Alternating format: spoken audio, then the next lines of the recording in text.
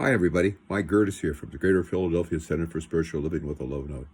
Hey, have you ever panned for gold? It's been a long, long time ago that I had the opportunity to do that. And it was fun. We weren't really trying to make a fortune, but it was just a recreational activity. And one of the things I found out is, there's gold in them there hills, but you got to do a lot of panning, which means you take the riverbed particles at the bottom of the pan, you shake them around, you keep spinning and spinning and spinning, adding more water to it all the time. It takes a lot of time before you can see those little specks of gold pop up. So why is that relevant? In our lives, there may be a lot of stuff that comes up that's not gold, but we can look for the gold and we'll find it. Any situation in my life, I found that there's good in it if I just look for it. I had a business setback this last week, and I had to tell myself, I demand the good come forth in this. And so the good that's come forth in this is that I've remembered that God is my source. This particular customer, this particular business I'm in, is not my source of supply or my supply. God is my source. Spirit is my source. And that's an invaluable lesson. That is more important than any kind of money I could get from any source, is knowing where my source and what my source really is. I feel confident, and I do not fear.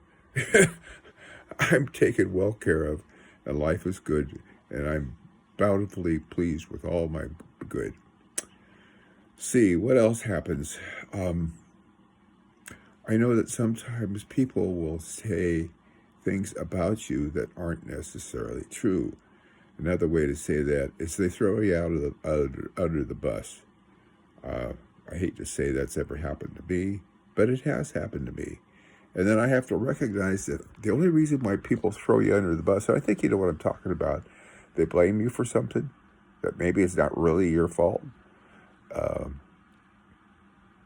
They'll be prevaricators, bending the truth so that it appears as though you're responsible for doing something in a nefarious or wrong way, and you had no intention or had nothing to do with that. Well, people are afraid.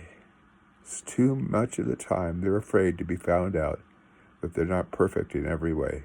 Well, they are, but they have to have this idea that they have to act perfect in every way. And nobody acts perfect in every way. We may be perfect in every way, but we're not acting perfect in every way. And when we're finding ourselves caught in that dilemma of not appearing to be what we think we need to be, sometimes we lie. We make up stories. We make up stories about other people. Sometimes we're cruel.